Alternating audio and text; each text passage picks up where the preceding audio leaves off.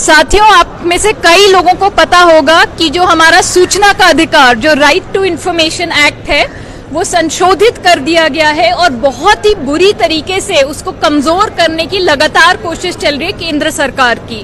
हाल ही में एक data protection act, digital personal data protection act, जिसको कि शॉर्ट में डीपीडीपी एक्ट कहा जाता है, वो लाया गया है और उसमें सरकार ने सीधा सीधा ये बोल दिया है कि अब से सूचना के अधिकार में कोई भी व्यक्तिगत जानकारी आपको नहीं मिलेगी। आरटीआई कानून में पहले से ही व्यक्तिगत जानकारी को देखते हुए ध्यान दिया गया था, जिसमें कि ये लिखा हुआ था कि यदि कोई भी ऐसी व्यक्तिगत जानकारी हो जिसका जनहित से कुछ लेना देना ना हो या पब्लिक एक्टिविटी से कोई रिलेशन ना हो या ऐसी जानकारी जिससे किसी की निजता को ठोस पहुंचेगा, वैसी जानकारी नहीं मिल सकती थी, लेकिन बाकी सारी जानकारी मिल सकती थी। डीपीडीपी एक्ट के माध्यम से सरकार ने क्या करा है, ये सारे प्रोविजंस, ये सारे प्रावधान हटा के सीधा सीधा बोल दिए कि अब से आपको कोई व्यक्तिगत जानकारी नहीं मिलेगी।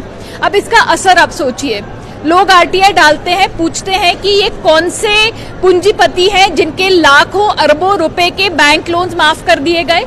आफ्टर ऑल, जब वो बैंक लोन माफ होते हैं तो आपके और मेरे टैक्स पैसे से उनकी भरपाई होती है। तो कौन है ये पसंदीदा, जो इनके चुने हुए जो कैपिटलिस्ट हैं जिनके ये लोन माफ करते हैं? अब आप उनका नाम पूछेंगे तो सरकार बोलेगी ये तो व्यक्तिगत जानकारी है, हम आपको नहीं देंगे। हम जानकारी मांगना चाहते हैं कि भाई किस किस को राशन नहीं मिला, किस किस को नरेगा में वेजेस नहीं मिले, क्योंकि अब संघर्ष तो तभी कर पाते हैं जब आपके पास जानकारी हो। सरकार बोलेगी ये तो व्यक्तिगत जानकारी है, हम आपको नहीं देंगे।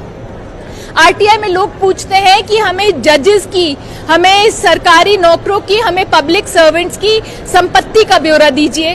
भाई कितना पैसा है, कितनी जमीन है, कितनी गाड़ियां हैं? कहीं ऐसा तो नहीं है कि जो उनके नॉन सोर्सेज ऑफ इनकम है उससे बहुत ज्यादा उनके पास संपत्ति है? कल को आपको बोला जाएगा कि आपको संपत्ति का ब्यौरा नहीं मिलेगा। कल को ये भी हो सकता है कि सरकार बोले कि अब से हम इलेक्टोरल लिस्ट को भी हम पब्लिक में नहीं डालेंगे, क्योंकि उसमें भी तो व्यक्तिगत जानकारी है, आपका नाम, आपका पता। तो इस तरीके से यदि ये कानून जो ऑलरेडी संशोधित हो चुका है, इसको अगर वापस नहीं लिया गया तो आज से बहुत मुश्किल हो जाएगा हमारे सूचना का अधिकार का हमारे लिए इस्तेमाल करना और सरकार से जवाबदेही मांगना। इसलिए हम चाहते हैं कि ये संशोधन सरकार वापस ले और आरटीआई जैसा था वो वैसा ही रहे।